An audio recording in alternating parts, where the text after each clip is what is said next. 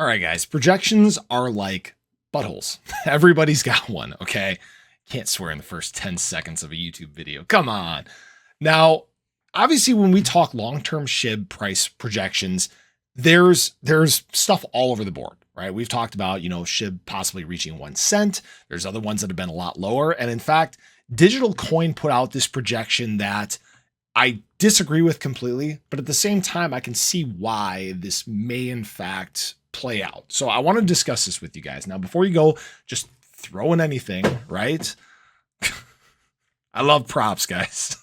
Before you guys go throwing anything, I want you guys to hear me out here, okay? They projected the SHIB price for 2030, 2031. Okay, 2030, they're projecting 40779. 2031, they're projecting 3010. Now, if shibarium does not burn the amount of SHIB that we expect that it might or anticipated doing, the upside potential for SHIB is a little bit limited. Okay, I think it'll continue to appreciate, but it's not going to appreciate at the rate at which we want.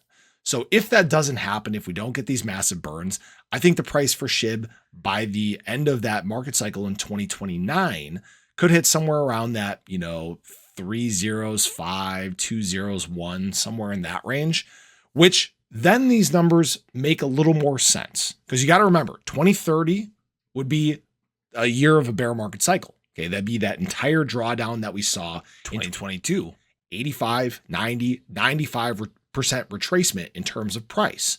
So if that's the case, then this projection makes sense. 2031 would be when we start to work our way back up, kind of like the year we're going through right now. Obviously, SHIB price is down. There's some stuff that's holding us down at this point, but that's why these could end up being the right numbers. However, what you have to remember is if shibarium launches, is wildly successful, which I think it's going to be regardless, but if it gets mass adoption, if it continues to burn Shiba Inu or begins to burn Shiba Inu at an insane rate, trillions, per month or multiple tens of trillions per year, that's obviously a big deal.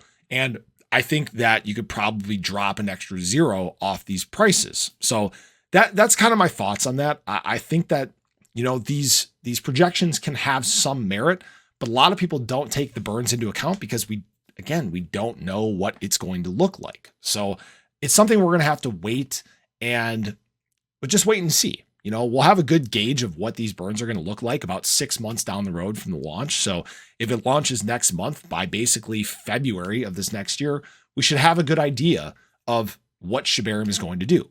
Obviously, there's always the possibility that Ethereum could fix their gas fee issue, and then the need for layer 2s is kind of another question. But then you still have scalability problems, and that's a whole other rabbit hole I'm not going to go down in this video. But I thought you guys would enjoy this video. I hope you guys did. Let me know your thoughts below, but I appreciate you as always. Hope you have a great start to your weekend, and I hope to catch you guys in the next one. Take care.